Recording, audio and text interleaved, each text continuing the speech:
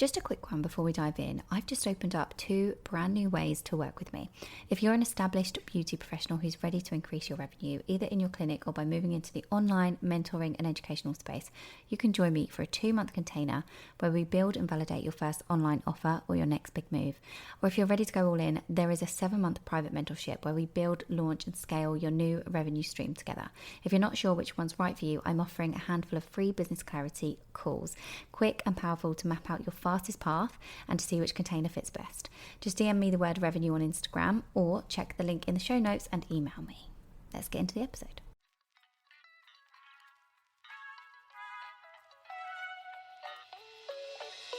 Welcome to the Beauty Build podcast with me, Zara King. As a coach for beauty pros, it is my mission to help you earn more, work less, and create an unstoppable mindset. This is the show where we explore all of that. So whether you're a seasoned pro or just starting your beauty business, this podcast is for you. So sit back, relax, and join us on the journey. And for more, get yourself inside my private community, The Beauty Build on Facebook. Hello everyone, and welcome back to another episode. Today I have got the beautiful Anona with me. She's a nail tech and a magpie educator, and she's the owner of Nona Philippa, and honestly her work is incredible. I've had the pleasure of following her on social media for ages now, and she's also been a part of my group program, and she's just insane. So I cannot wait for you to listen into this episode and all of the golden nuggets that she shares about her journey and everything else when it comes to growing her business. So let's get into the episode. So, okay. Anona, can you let us know who you are and what inspired you to get into the industry and just where you're at in your journey at the moment? So, I'm Anona Grice, and most people know me as Nona Philippa. I started 10 years ago. Yeah. That's sort of when I trained. And one of the first things that I actually did as quite a newbie as well, surprisingly, was I started a YouTube channel. Wow. I don't know why. I don't know why I did that, but I did. So especially in the early days, I would do demos on YouTube. I would do reviews of different products and things like that. And I kind of learned a lot through my journey of doing that, of sort of giving things a go, giving this a try. So if I sometimes give someone advice or I'm teaching or anything like that, it's normally because I've been there and done that, if that makes sense. I've kind of made mistakes, so I know what can go wrong and things like that. But yeah, so I started YouTube quite quickly into my career. I don't know why I did that, but do you still do anything on YouTube now? No, I haven't uploaded anything for quite a few years. I feel a lot like the YouTube train has kind of gone. It's now, and then obviously Instagram was a massive thing as YouTube was kind of dying out a little bit, and then now obviously it's all on TikTok. So I kind of feel like the main days of YouTube where you could upload a 10 to 20 minute video, they're sort of gone. People want shorter, quicker videos that are 30 to 60 seconds. So I haven't uploaded anything for about 3 or 4 years onto there, I don't think. Oh, wow. So where is your main focus at the moment? So at the minute, I'm doing clients. Yeah. Sort of starting to do that full time. I've been part time for quite a while whilst I've been, my little boy's sort of been at preschool and things like that. So just starting to get into more full time again. And then obviously I teach as well. So I teach classes and courses and things like that. Yeah, it's amazing. How many years have you been in the teaching side of it? I got my AET in 2017, I want to say. But then a lot of life stuff happened quite soon after getting that. Like my dad died, I got pregnant. Like there was sort of a lot of stuff that happened. So I became a magpie educator in 2019. Amazing. So I had a little gap in between actually getting my certificate and then sort of getting into the education side of it because life Yeah. happened. Yeah. Which it does, doesn't it? Right? Like you're a Yeah, busy mum as well. So yeah. how old is your little boy at the moment? So he's 4, going to be 5 in October. Yeah.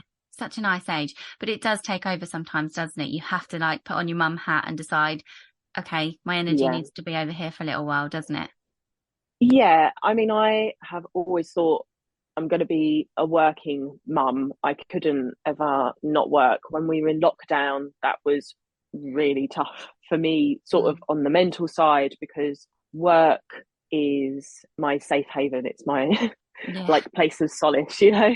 Yeah. So, yeah, lockdown was really difficult for me mentally, although I enjoyed my time off with him because I didn't really have a long maternity leave either, because being self-employed, you know, Mm. you kind of want to get back into that as soon as possible. I think I only took about 4 or 5 months off in the end. Really. So I went back to work quite quickly Mm. after having him. So although I only went back part-time, but yeah, so having that time off during lockdown was wonderful to be with him. But for me mentally, I needed to be at work. So Yeah. Yeah. I think it was for everybody in the industry and everyone anyway, but in the industry as well, because we see people and we were one of the industries that couldn't work. It was like yeah, such a double-edged sword, wasn't it? It was like we couldn't work and we were like, what the heck are we going to do with ourselves? But at the same yeah, time, it was so nice to spend so much time. We didn't have to go and do what other people were doing and work from home, and we didn't have to worry about like companies or no, bosses or well, some people do, but it was like, it was kind of nice to just think, well, actually, I don't need to work in my business, although it's scary. I think Yeah. as well, it was kind of like a novelty at first of Yeah. having like 2 weeks off, a month off, and then it just got longer and longer. And we obviously had as well the nice weather, and we were all kind of, what's going on? What we're doing? Oh, well, you know, we're just going to get on with it and do whatever we can. But I think the longer that it then went on, the more kind of itchy foot I got, and I was like, no, I need to get back to work now. And Yeah. then some of people in the industry were able to go back sooner than I was. I think it Yeah. was dependent on area and also which part of the industry you were also in. There were so Mm. many regulations as well that we had to follow. So I know a lot of people didn't go back into the beauty industry after COVID as well, because Mm. they just didn't have the funds. They didn't have, you know, they had to go and get other jobs. So Yeah. it was a tough time, but yeah, it feels like a massive lifetime ago, and it just seems crazy that we've been there and sort of done it. But Yeah. you Yeah, it know, does. It feels like so long ago, but you're right. There's so many people that obviously it's a shame they did have to change career paths yeah, and do lots of different they things. did. And there is a lot of there is a big downside to it, but there is also a positive spin for a lot of people on it as well. So yeah, but it feels like a lifetime ago.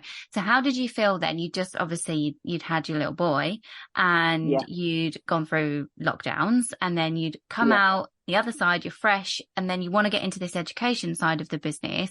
So tell me about how you moved into the education side properly once you and with Magpie and after all of that. So I suppose with kind of the YouTube days, I was Mm, sort of already teaching in certain ways, the way that I would sort of describe things and all stuff like that. So it was quite a natural progression for me to then actually go and get my AET, you know, my training certificate and things. mm, So, and then even when I was pregnant, I was teaching. I had sort of nail art workshops that I would do. They were only sort of a few hours, but I did that the whole time I was pregnant as well. So I sort of did those independently before I then went and joined Magpie. I mean, I've been part of sort of the team of Magpie for quite a while, probably mm, since they launched. I think so they launched in 2014, and I started using their glitters in 2015. So mm, it was really right near the beginning, you know, and I used to go to the beauty shows with them, you know, to the exhibitions and things like that. So it was yeah, just kind of a natural progression for me.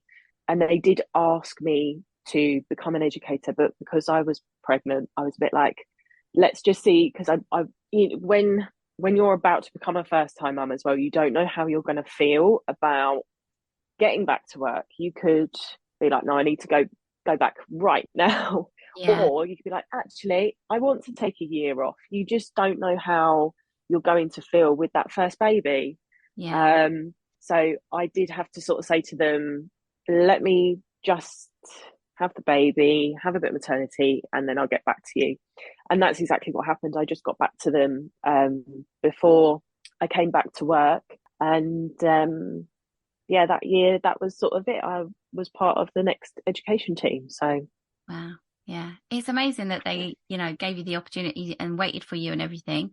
I think in this industry, it's nice that it seems to me that people are a lot more willing to help out and wait yeah, and, just understand from a woman's perspective, being self-employed and then, that type of thing. Whereas in the corporate industries, I don't feel like they don't, no, they don't understand at all.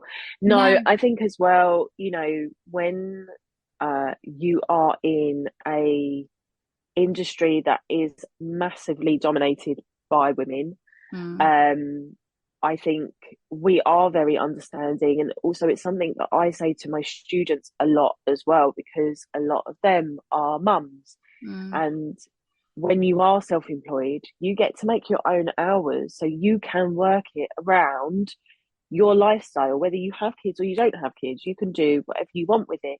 If you only want to work evenings and weekends, you do that. If you don't want to work evenings and weekends, you can do that. It's, each of those is kind of, a unique selling point to that individual. yes. Um, I recently had a conversation with somebody and we were talking about unique selling points. And they said, well, I haven't got any. I only work weekends. I said, no, that is your unique selling point. You only work weekends. There may be other people out there that don't work weekends. So Yeah. for that client, you're perfect. Mm.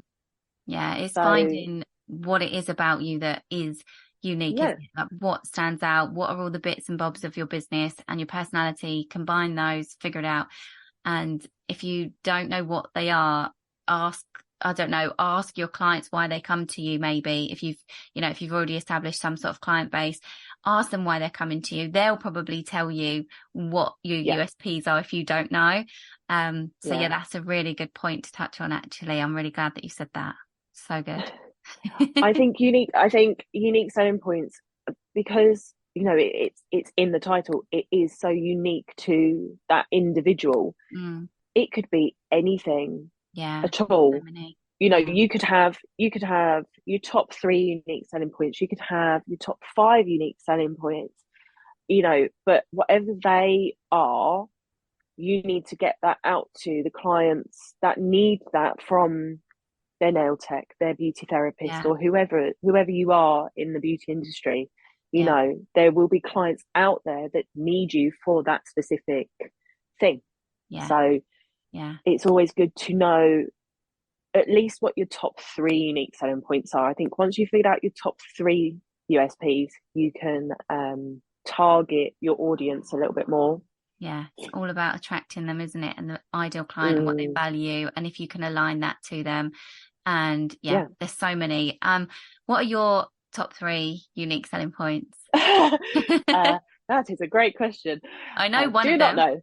know. I probably know them. No. Yeah, you tell me. You tell me what are my unique selling points. I would definitely 100% say, and this leads me on to my next couple of questions. Your artwork is Mm, insane. So first of yeah, all, the fact that you can do things like the detailed artwork and the character artwork under one kind of unique selling point.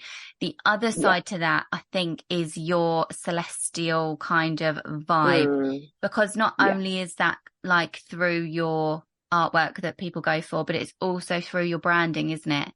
yeah. And that feel, that vibe, it's so loud and I love it. It just, you can feel it as soon as you see any of your pages, whether it's Facebook or Yeah, TikTok or Instagram or whatever. And I yeah, just really love that. So those are two. yeah. And then I would probably say it's probably something to do with your personality, your next top Really? one, I would say. Yeah. Yeah. I mean, I think that you probably attract people similar to you. What would you say for the last top three? I would actually agree with that. So if I even just think back to yesterday, I had two brides in who were getting married, and I had one of their bridesmaids in. I've Mm, been seeing one of the brides just a little bit longer, so for quite a few months now, leading up to the wedding. And she specifically came to me. She'd seen me sort of through a friend, but she specifically came to me because their wedding theme is celestial and all of mm, this type of stuff. So she knew that I was going to be able to deliver on her wedding nails.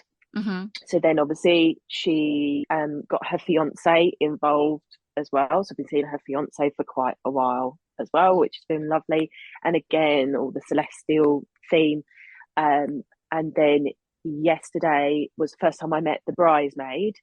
And obviously it's a celestial theme for the wedding, so she wanted that. But we really like clicked together. We were Mm, talking about the zodiac signs and all of this. We this I always ask my clients. I don't know if it's a good or bad thing, but I always say, "What star sign are you?" Because majority of the time I do find that it's a topic for you to talk about. It's something that I'm interested in, and especially with this new client yesterday, she was fully into the zodiac mm. signs and star signs. We were talking about all of our friends and family, what their star signs were. We were both Pisces. It was amazing. Yeah. So I definitely think one of my kind of unique selling points is the fact that, part of my personality that is kind of this Mm, celestial yeah. witch person. Yeah. Um, it comes through, so it attracts similar clients as well Yeah. because they can feel comfortable with Mm. me when they want to talk about those type of things.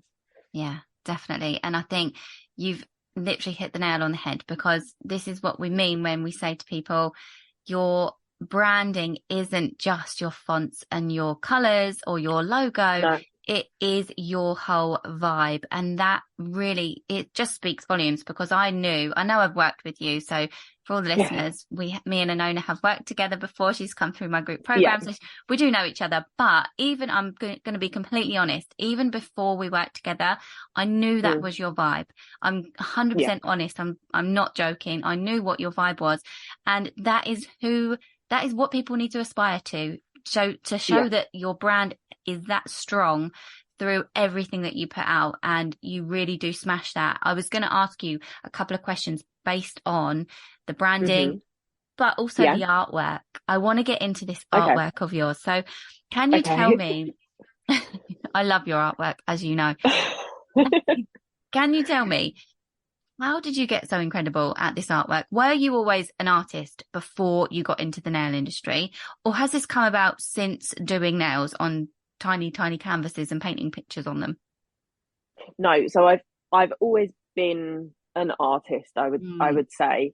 Like when my dad was a great artist as well. So he taught me how to paint and pencil and all of that type of thing, from when I was very, very little. mm, I did art at school. I would go home and even kind of just draw portraits of people and copy sort of like the video covers or the DVD covers or whatever it was. So I've always been interested in that. I messaged you after listening to your first podcast and I said we're very, very similar. So I studied fashion at college after school. yeah, And then from that, I went to uni and I did costume. So I've always been on the artistic side. yeah, So it's it's sort of not anything new to me in that sort of sense. But mm, what I will say, it's taken a long time for me to get where I am artistically as well. mm, It takes a lot of time to learn your own techniques, but also taking bits from other people. Mm. and just keep continually practicing so that you can just keep getting better and better and better. That was something I did in lockdown. I did courses because obviously it was worldwide. Nobody could sort of Mm. work. So a lot of what artists that I looked up to, they did online classes, they did pre-recorded workshops, all of that Yeah. type of stuff. So I took that advantage because I had the time Yeah. and they were offering it online. So yeah, I did those courses to make sure. And then once I'd done the course, I continually kind of worked at it. And I think that's something that sometimes a bit of a misconception. You do a Mm. course and you think, great, I've learned it now. I'm amazing at this. And Yeah. it's not quite like that. You have to keep practicing at it to get to a point where, I mean, I'm still not completely happy in my work. I will still look at a set and go, I can see an imperfection right there. If I could You go are back and redo it. you are being crazy because your work is incredible. But I know what you mean. We are always Yeah, our own worst critics anyway. You'll always yeah. you'll always see something. But what I always say to people as well is it's okay to be a perfectionist. It's okay to see the mistakes that you've done or to see those imperfections, Mm. learn from it. Remember that mistake or that imperfection that you did and learn from it. There's been so Mm. many times over the decades that I've had my business where I thought that set looks absolutely atrocious. And it's not because of whatever artwork I did or something. I've not been happy. The client's been fine. I've not been happy. So I then know the next time that a client walks in, I know not to do that thing that I did, you know? So Yeah, um I love it's that. it's about continually learning from yourself and your mistakes, I Mm. would say. Yeah, rather than looking at the problem, taking like what is the thing that I can take from it and not do Yeah. again and then do Yeah. this. Yeah, absolutely. Yeah. So when it comes to the artwork and the Yeah. things that you do are things, I mean, everybody check out Anona's pages. Everything's going to be in the description. But you do an array of different things, right? And Yeah. how do you find the kind of, how would you say to anyone listening that wants to get into this kind of artwork field, how do you go about bringing that through and getting people that want that artwork and talking to clients and getting them to give it a try and things like that? So again, I think it's about using your unique selling points. I mean, I have one client I would say who was always very up for having characters or Disney or anything like that. And she was at the time a unique client to me. Not all of my clients were like that. I see. So, um, but then over the years, she's brought me new clients who are like her. But then also, as well, I think from doing your program, obviously, I sort of knew my unique selling points. I just didn't know how to attract those clients that specifically wanted those things from me. Mm. So whereas now I get messages all the time, I'm going to Disney. I would love to come and have Disney nails done by you. It's that type of thing now. I didn't always have that, even though I could do it. And there actually was also a point where I would do characters on myself, and I thought it takes me too long. I can't have a client sit there while I do that. Mm. Whereas again now it's totally different. So yeah, and I think as well it's I mean I've recently also changed my booking system as well to have different Disney tiers as well.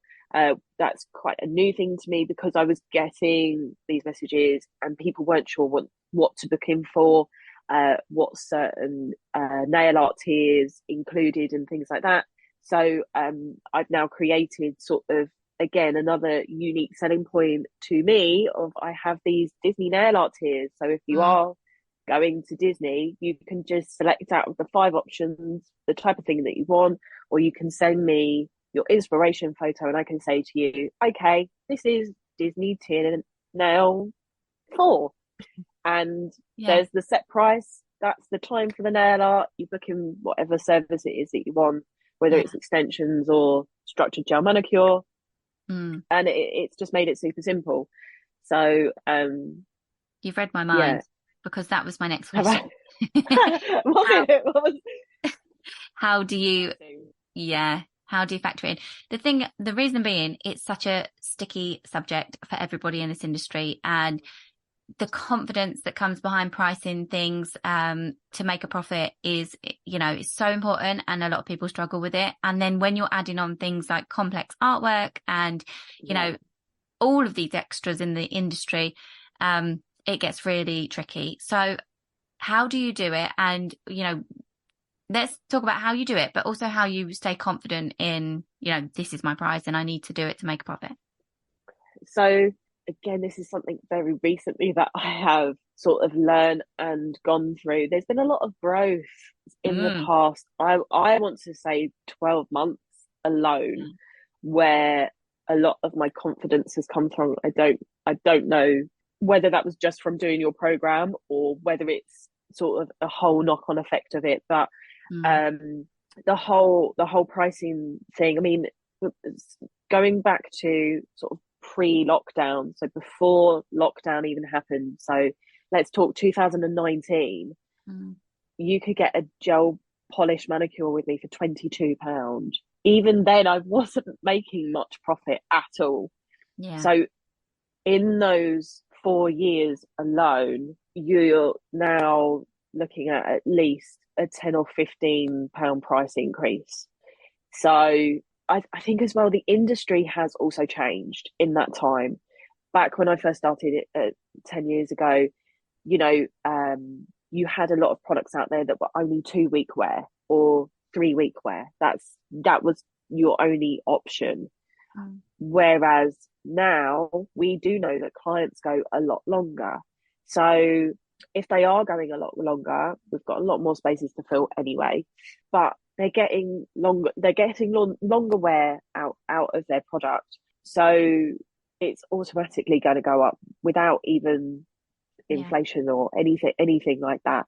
But and then adding on the artwork on top, I suppose that's the bit that I've always been the most confident with, is how to price the nail art. I don't know why, but maybe it is just because quite a lot of the time in my area, I was sort of one of the few that would be quite adventurous and have those adventurous people. I'm definitely the only person within my area to offer the Disney characters that I do. So that's where that specific confidence comes from, having that very unique selling point, and sort of using it to your advantage. I had a price increase back in June, and it does put the fear into you because you sort of think, oh. And even I had people in my family sort of say to me, are your clients really going to pay that? And that puts a doubt into your mind. That doesn't mean that they're doubting you, but it's a question that they've asked you. But then you as that person, you go, oh, are they going to pay that? It does send the fear into you. And actually I had a very good sort of counter argument. I was like, yeah, they are. Otherwise they're going to go elsewhere. And that's also okay. So, but it is hard with pricing. I think as well, I think we spoke about it before about lashes. People will pay a lot more for lashes that we know that after 4 weeks are not going to be there. They're going to have all fallen out. Whereas some of my clients, especially during the whole lockdown, they went 10 weeks, 12 weeks with nails still on, because they were sort of like unwilling to let them go. But it just shows that actually, nails last longer than probably any other service that you could offer. Even waxing, I would say, nails would probably still last longer, but people still aren't charging enough for it. It's been a shift in the industry in the last few years, which is great. Nails absolutely, and the beauty industry on a whole getting a bit more kind of oomph behind it. Everything else great, but there is still a gap between, and you're right, nails and the rest of the industry. For some reason, I know what the reason is. You probably know what the reason is as well. Yeah. It's the quick places on the high street that aren't using like good standard products, high quality Yeah. products. And I'm just going to put it out there. That is one of our biggest problems for nail techs. But the Yeah. thing is, it's the education side of it coming from you, coming from people like me, coming from other nail techs, and people all standing together and saying, this is why I charge this amount. And you're seeing way more of it Yeah. now. That is what's going to shift the industry even more. And you're right, because I used to do lashes as well and everything else, brows, facials, whatever. Yeah. People would quite happily pay me like double the price for a luxury facial, which was holistic, by the way. It wasn't machinery. It wasn't anything electric. And they would walk out the door feeling on cloud nine. But seriously, what did they have to show for it? A glowing feel and look in their skin for like a few days. Whereas nails, people aren't as willing, and it's a massive thing we need to shift. We could talk about this all day. But maybe I think as well that I think as well that it's a UK problem as well. Actually, America good point. are very good at charging what they should, and I Yes. think we're seeing a lot more of that now as well with TikTok and things like that. Yeah. I'm not entirely sure about the rest of Europe or anything like that, but especially in the UK, I think this is a UK problem at the moment. Good point. So, I'm so glad you mentioned that, because I forget sometimes to that other people listen to things like this. I have listeners here from Australia and like from America, and I forget that people are listening. And you're so right. It is a UK issue. And for some reason, it's just been that way for so many years, hasn't it? And I just think you can't, why on earth would you expect to get pay the same price for something that was that amount when I was 12? Yes. I'm old now. Things have so yeah. What I wanted to ask you, and just take it back a little bit as well, is your Instagram specifically you've reached 23,000 followers at the moment, haven't you? Yes. Fantastic. Yes. Incredible numbers. And I just wanted to ask you, because we've spoken about your personal branding and it stands out massively. It always has stood out to me before we even knew each other. So for anybody that looks up to you or looks at your account and thinks, wow, what would you say to them has kind of gotten you there? I mean, it's been very organic and slow. It has taken a long time to get there. I don't think there's any real kind of cheat way of sort of getting there. I mean, I know a lot more other people that have got far, far more followers and things. I think it's just about showcasing the best of your abilities in some parts, and obviously doing reels and videos and things like that. It's something again that I have sort of said to people. They will sort of look at your Instagram page and think, wow, it's so perfect, it's this and it's that, and it's like, yeah, because that's what I want you to see. I'm not showing you the rubbish stuff. So I think as well, it's also about being very confident in what you're posting. If you're unsure about something, don't post it until you are sure about it. You have to be confident in how you're coming across and things like that. Things surprise me as well with what goes viral and what doesn't. I had a video that went pretty viral on TikTok, and I thought, why? It's about 7 seconds long. It's really not a massive thing. And all I'd done was put together 3 old videos of sort of like celestial sets, and it's got over 350,000 views. And I thought, why that one video? Why? What's special about that? So I think it's definitely not predictable is the word. No, definitely not predictable. You just don't know what's going to go viral. And I just think at the end of the day, that shouldn't be your main concern really either. No, you need to enjoy what you're putting out there. The only reason that I did that specific video was I'd seen videos with this sound, and it just sort of said, like, if this is your vibe, let's be friends. That's simple. That's the audio. And I thought that's a great audio. I love that. And I just thought, yeah, let's put that out there. Let's just put loads of celestial, because that is my vibe. Yeah. And yeah, and then it just goes off, you know. So you have to like what you're posting as well. You Yeah. shouldn't ever look at a picture and go, oh, I really hate that photo, but I'm going to post it because that client expects me to post it.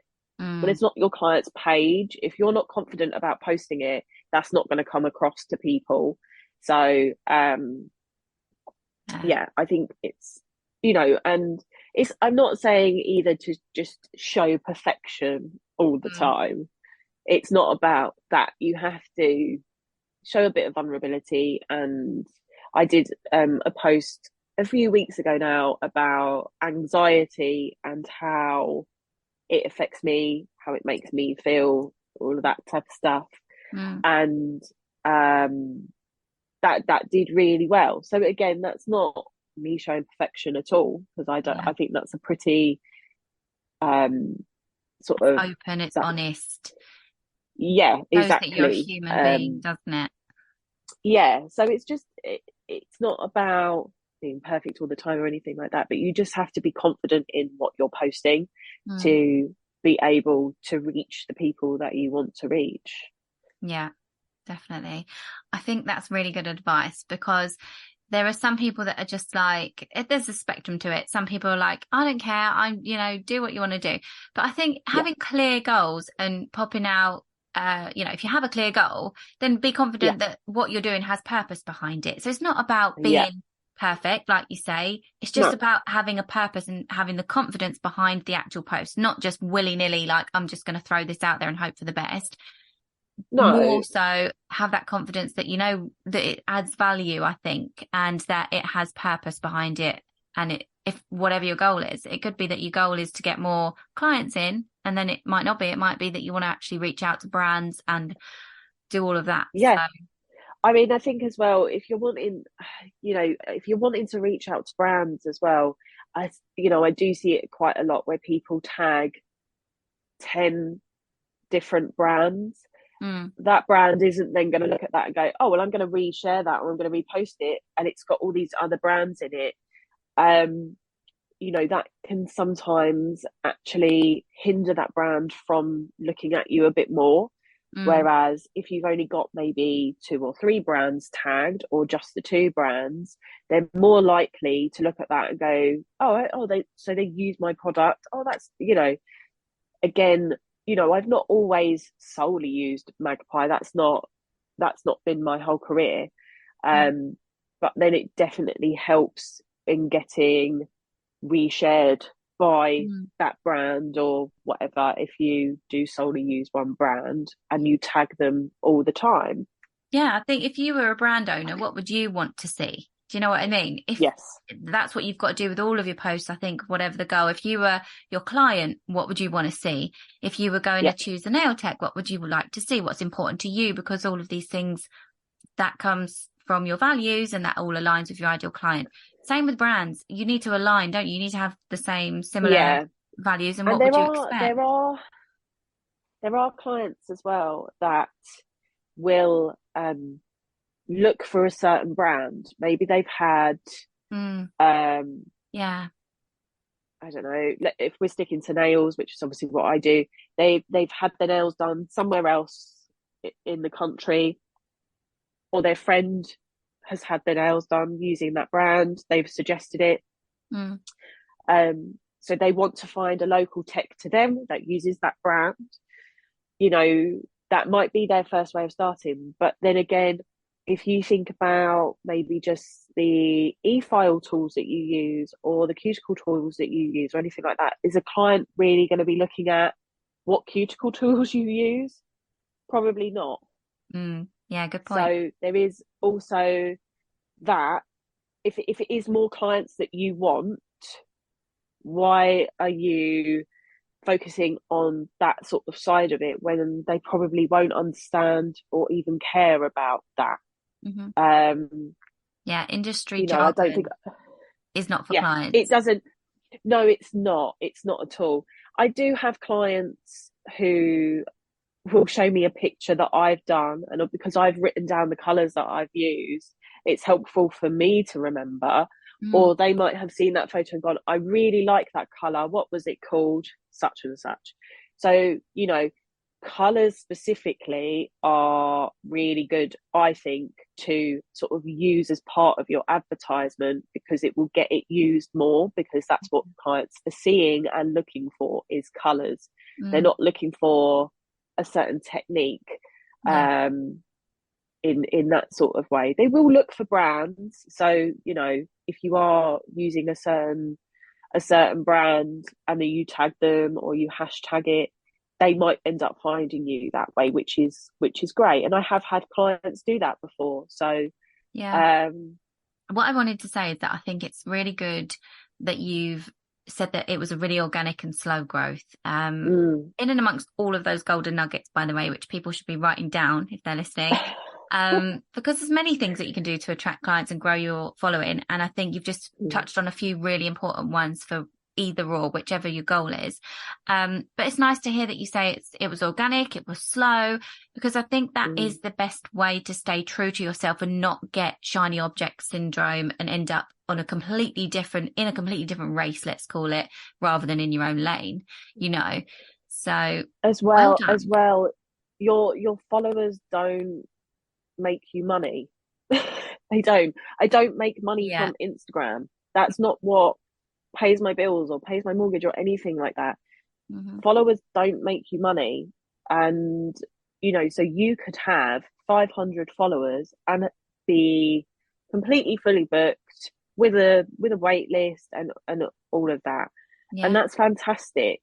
And actually, because that is what pays your bills. So obviously, I think more if you're looking for new clients and things like that, that's then trying to attract new followers is definitely more. But I do think we get caught up in like the race of how many followers do you have and things like Mm. that. You could, yeah. I okay, I've got 23,000. I could only have two clients a week.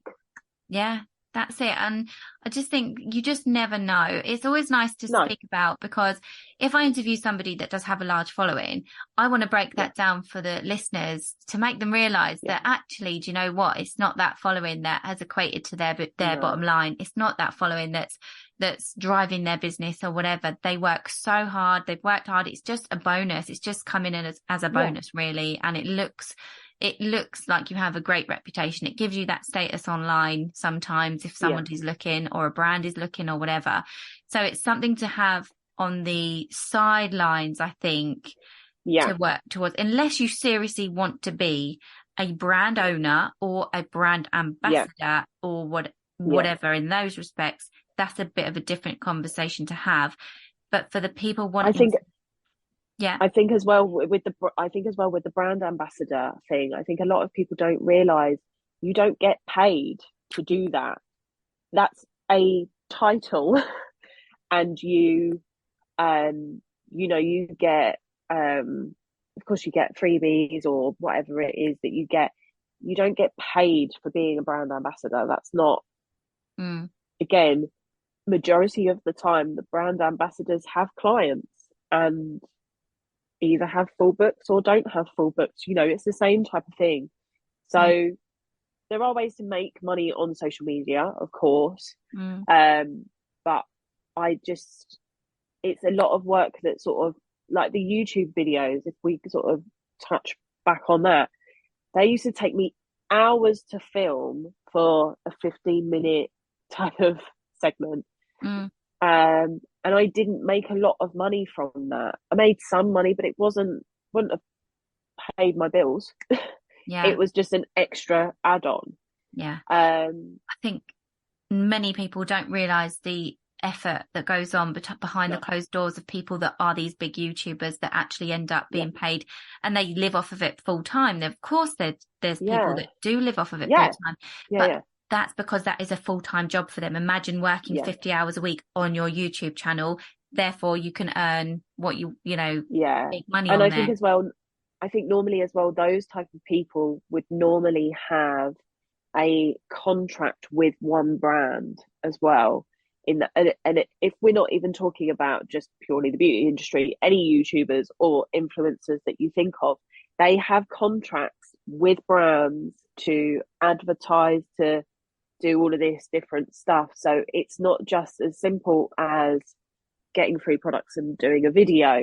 You Mm. don't get paid to do that. It's so I think it can be, it's one of these shiny titles and things, but actually some of the work that goes into it is not something people don't. I don't have time to do that type of thing anymore. I don't have time to do that. I think that's kind of why, for me, the YouTube thing kind of dipped, because I Mm. had a baby and I was on maternity leave and I didn't have time to do it anymore. Yeah. Um, so, and it's a bit like with TikTok, you can see these fantastic tutorials. I can look at it and go, well, I know that took you at least an hour to film that, and that's a 30-second video.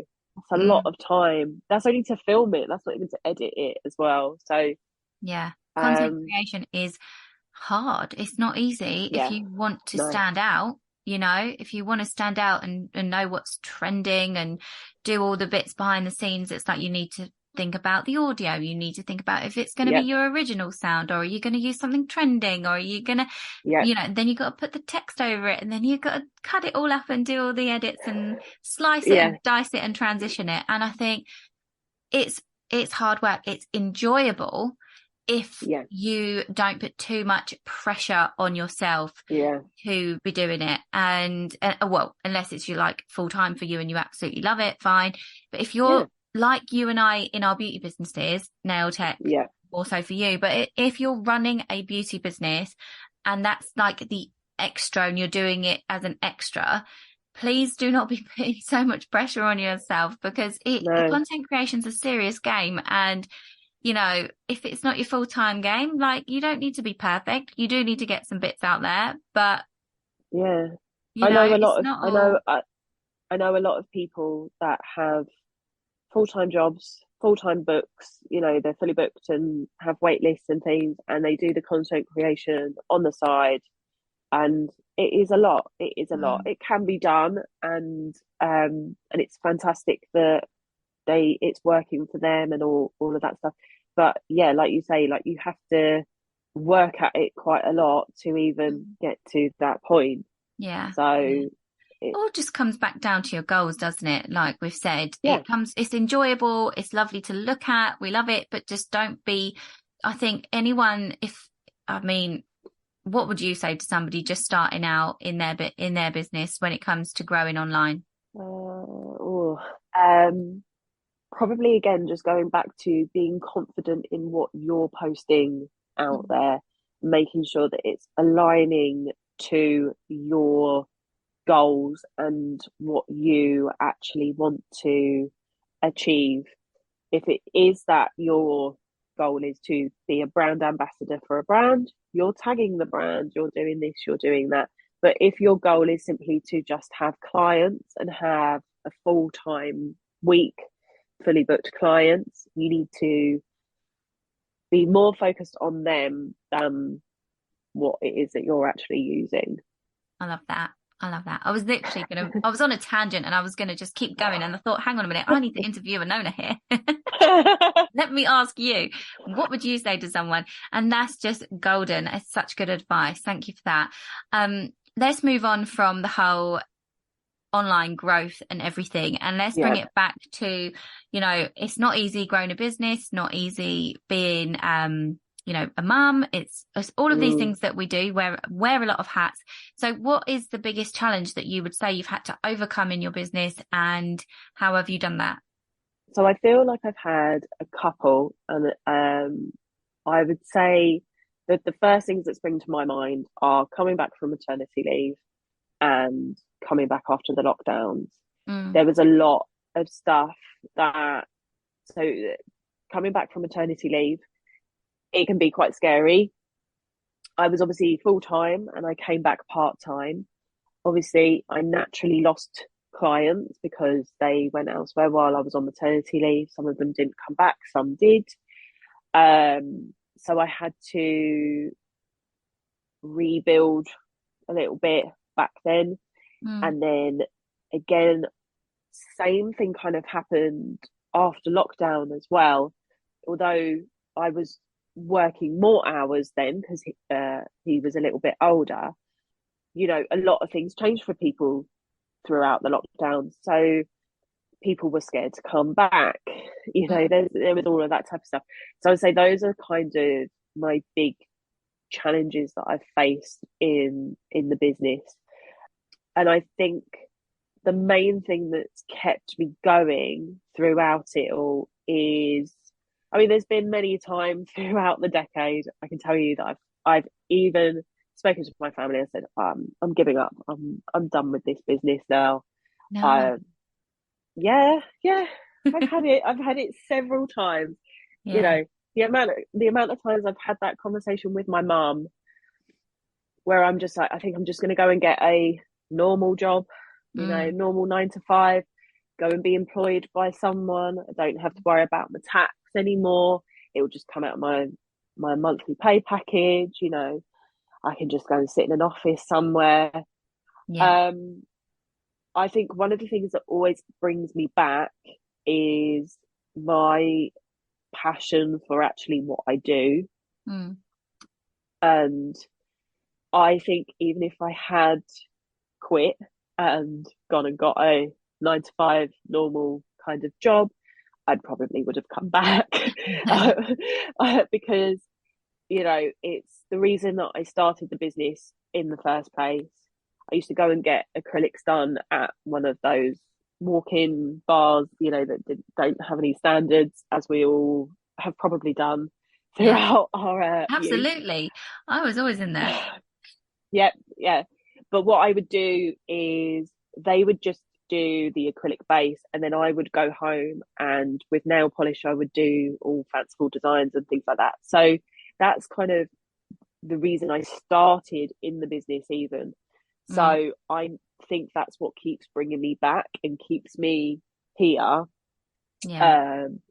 So, and also as well, there is the flexibility, especially when you are a mum. If you do work an office job, there's not a lot of flexibility in that. If they're ill one day, you have to call up your boss and explain, and they are probably not going to be very happy. They may even say, no, sorry, you've got to sort something out. I need you in today. Whereas when you are your own boss, you can make that decision and just say, look, I've got to stay off today. Sorry. Yeah, I remember speaking to somebody the other day about this, and they were saying that it was just a doctor's appointment. It would have been about an hour, just an hour out of the day. And the answer was no. And you think, are you absolutely off your rocker? As if I'm going to not go to a doctor's appointment for my child. I mean, I would have walked out, but some people can't, some people won't. I can say that now easily, obviously. No, it's a bit naive of me to say that because most people can't just do that. But no, I remember being treated differently after having kids as well. It's just a privilege to be self-employed, but it's also, just like you say, it's scary, it's hard. So what happened next when I know the challenges, they're both very similar. It's coming back basically to a sort of smaller client base, isn't it? And what was it that you did to make sure that you got back on track? How did that pan out?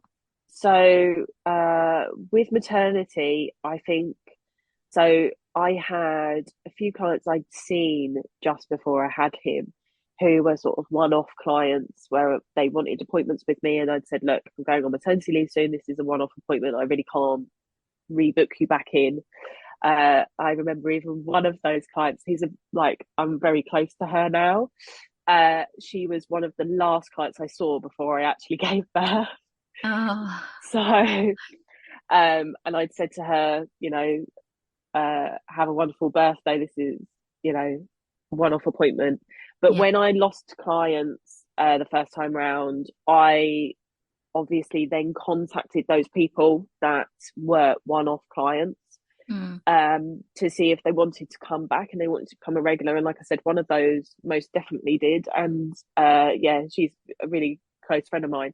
So putting myself out there for that, and obviously advertising and things like that. Unfortunately, because then lockdown kind of happened, quite soon after. I would say it was about a year later. Yeah. That wasn't very helpful because I hadn't sort of fully got back yet. But yeah, and then basically after the lockdowns, that's when I got in contact with you. So Yay. yeah, The rest is history. that's what I did. And then yeah, I got in contact with you, and that was yeah, because I was and the reason I will be completely honest about it. I was struggling mentally as well. I think we talked quite a lot about that at the time. You Yeah. know, I was struggling mentally with my business, having come back from the lockdowns and dealing with a lot of anxiety, even just around getting new clients. I mean, who was that I person? know. I I was scared to get new clients. Where that fear came from? Where did that fear come from? But that was me. I was afraid, wasn't I? You were. I was about to say that exact thing. It was, you were just super scared. And I was like, I'm here to hold your hand every step of the way. Let's do this and see if anything bad happens. Yeah, And it didn't. yeah. No, no, Nothing it bad did happened. not. No. We got them in and everything Mm, went really well, didn't it, for you? I'm pleased to see. yeah. I was really pleased to see actually how quickly you kind of like, what's the word? You had your anxiety a little bit more under control, like really Mm, quickly. I think it's just having yeah, that support, isn't it? And having somebody to bounce off yeah, of that was really good, which is why I think it's so important. And I always speak about it on this podcast is make sure you surround yourself with positive people. You know, it doesn't mean you're yeah. doing a course with me or some, you know, it means No, have that support bubble, have people to talk to in the industry that get the anxieties and get yeah. the struggles. But I mean, I still do it with you now. You do. I'm always, I'm, I'm always, always popping up in your inbox. Like, I'm really sorry, but can you just help me? And I mean, I even messaged you about when, about like moving salons, and because I mean, that was Mm, a massive thing for me. I'd spent a decade at one specific location, and I was spiraling quite a lot mentally with that. And one of the first things I did was I just messaged you about it, and you sort of came back to me and went, right, let me get right. this together, and these are the points that you're telling me. Why are you asking me? You sort of said to me, why are you asking me what to do when Yeah. you should clearly just go for it? Mm, So yeah. um I just like to show you in the mirror what's really going on yeah, sometimes. yeah, Because I think that's all you need to do is like really look at it without that mm, scared, the scared glasses on, shall we say. That's just a yeah, random thing yeah, that's come to my head. Best way to describe it though, you look at it from that lens and it's scary. And when I flip it mm, for you, it takes you a second and you're like, right, you know what? I know what you mean. So yeah. yeah, so you've moved I premises, think haven't you? yeah, You did moved. do it. Yeah, we did that. To be fair though, it's no, it's been a really great growth for my business. I feel just being in a different environment, being working with other people as well. Um, you know, if I hadn't been in this business, having my own business, would I have stayed in the same office for 10 years? Probably not.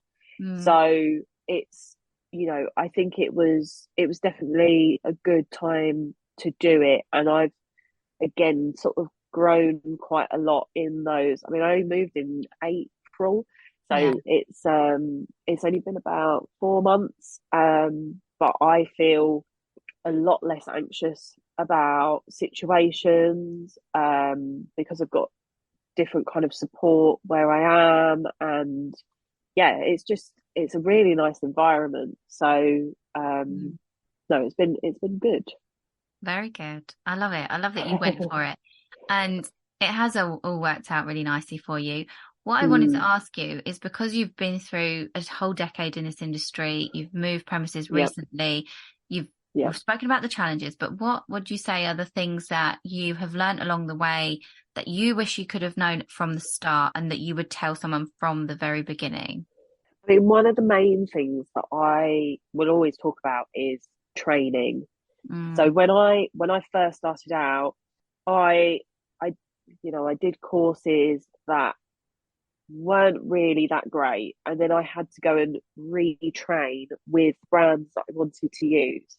yeah, So it can be an absolute minefield, and I do completely understand that it's not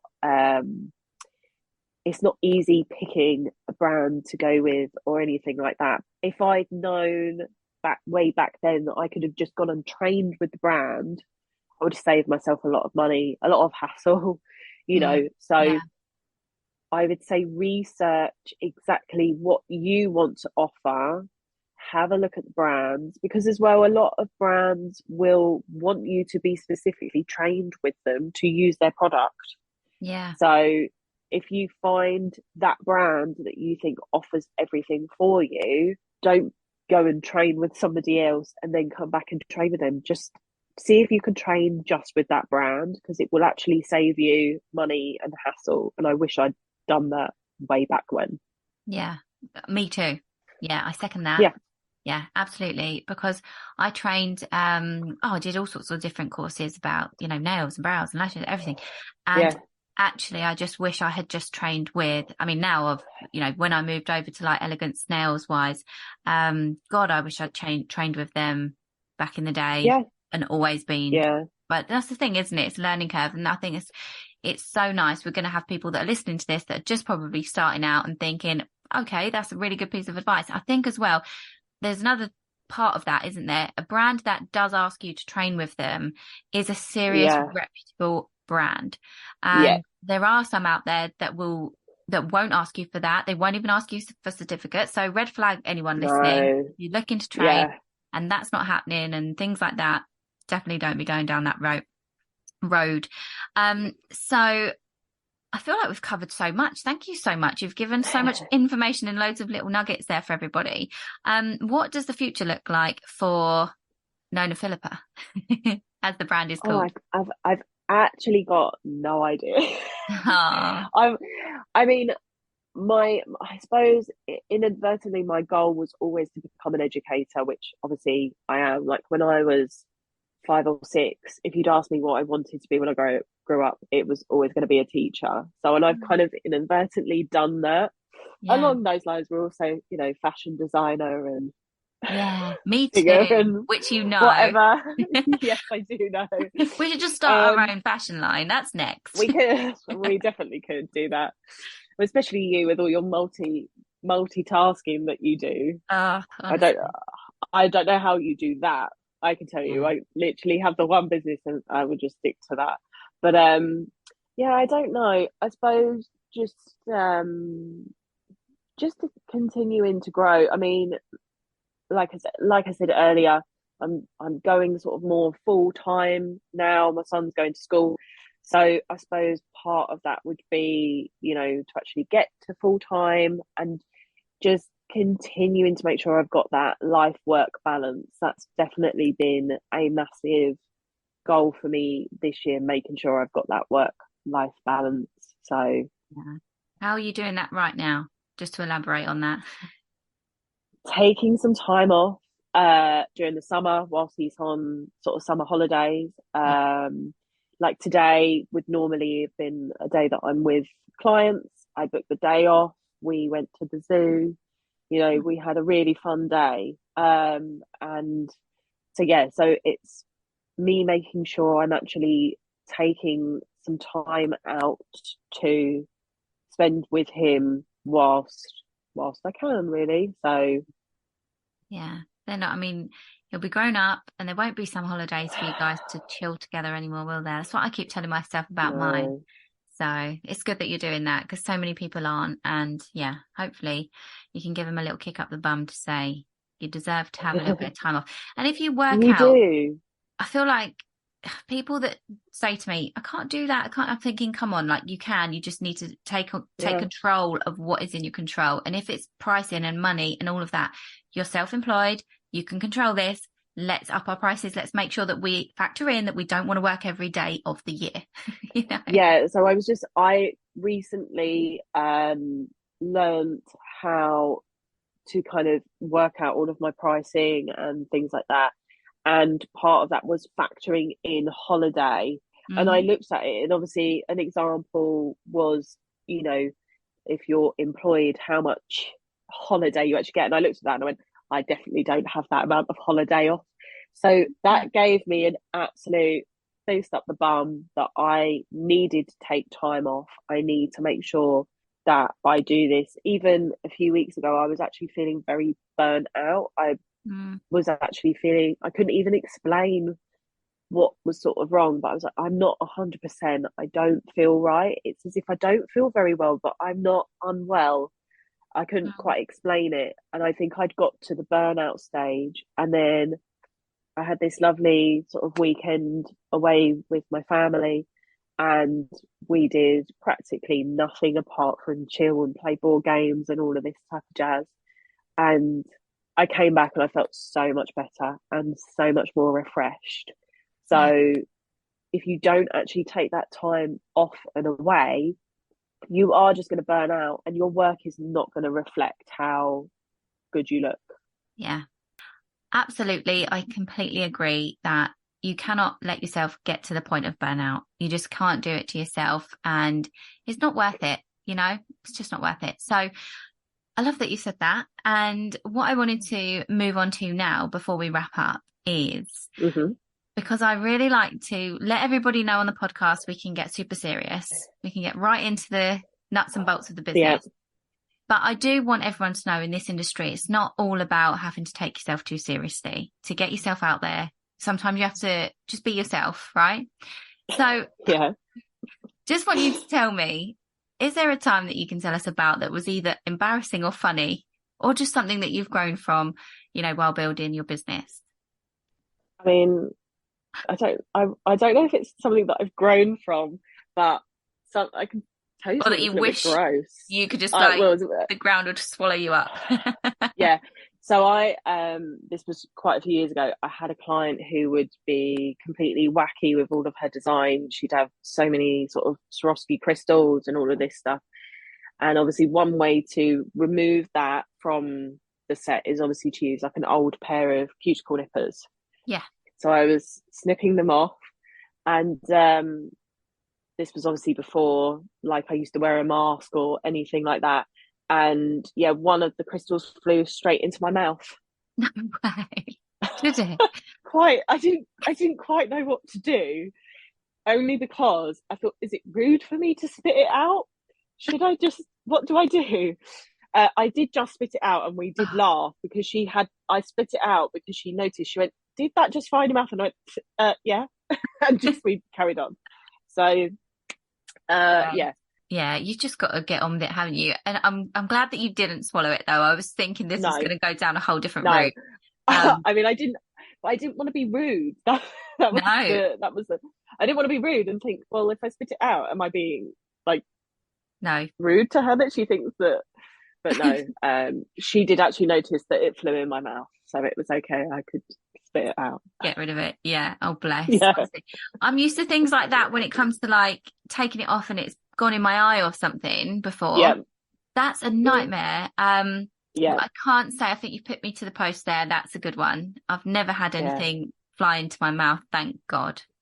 Thank No, God. at least it was just a crystal as well. It wasn't something Oh, it could have, like yeah. it could have been a toenail. It could have Well, been anything. Yeah, no. Thank goodness it was just a crystal, and it was fine. you just made me make the sick noise on the I'm podcast. really sorry. Sorry, listeners. I love that though. Thank you so much. I don't do toes anymore. I don't do Oh, toes do you anymore. And that's not? the main reason. No, Yeah, I don't. no. I like toes, as in I like the Mm, fact that they look nice when they're painted, and I like to give like the nice, good pedicures with the good scrubs and mm, everything. But I'm not gonna lie, there are times where you just wish it wasn't on your menu, don't you? Someone comes yeah, in and it sounds really nasty, but it's just the unfortunate thing about feet, isn't it? And when people don't realize that they shouldn't be in for a pedicure with me, they should be with a foot health yeah, practitioner having something completely different. And that's just a very fine line between who knows that and who doesn't know that. yeah. I Um, think that's why I sort of gave up with, I mean, I gave up with them because as well I didn't have the time to sort of do it anymore. Mm, Um, yeah, and then yeah, I never enjoyed doing them, so they were the first thing to go yeah. completely. I think it's another good point, and I think listeners should note that one down as well. If you can focus on what you enjoy doing and build up your Yeah, clientele for that, you will streamline your business far quicker and be able yeah, to specialize and charge more and do everything else we've talked about far quicker. So super lovely yeah. little golden nugget there. I love The it. last thing you want to be the last thing you want to be doing is looking at your appointments for that day and going, oh, I've Mm, got that treatment. I hate doing that treatment. You need stuff that fills you with joy. So yeah, that's my advice as well. Just if something is not bringing you joy on your treatment list, chuck it out. absolutely. Golden advice. Thank you so much. So, what we're going to do now is if you let everyone know where they can find you, and then we're going to nip over to the Beauty Build group and do a extra little 2 bonus questions for the people that are inside the private community. So, if you just let us know, where can everybody find you, please, lovely? So Instagram and TikTok and even YouTube, if you want to check out the old school videos, it's all Nona Philippa, and you will notice my logo because it's bright purple with glitter and moons and stars. Yeah, it's gorgeous. Everything will be linked in the description below anyway. So thank you so much for joining me on the poddy. I've absolutely loved chatting away to you, and I've learnt way more about you as well, which is great. So thank you so much. Wow, thank you. You're welcome. Thanks for joining me. I'll see everybody else on the next one. Thank you so much for tuning in.